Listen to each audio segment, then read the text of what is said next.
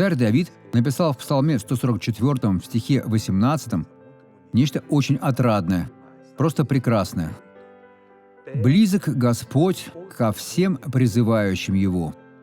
Если вы будете призывать Бога, Он будет близок к вам, а если не призывать, Он будет далеко.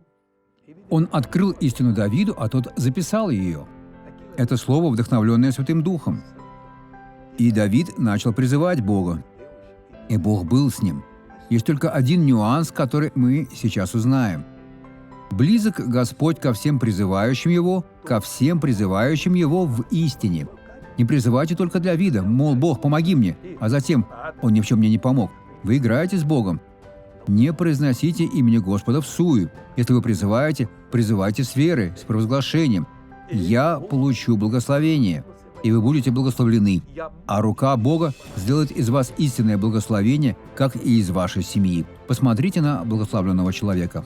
От чего вы страдали? От сильной боли в этой руке и в плече. Я не могла даже поднять эту руку. Теперь поднимаю, слава Богу. На какую высоту вы поднимали ее без боли до молитвы? Я поднимала до сюда, А чтобы расчесать волосы? чтобы расчесать волосы. Вам приходилось наклонять голову, чтобы сделать это?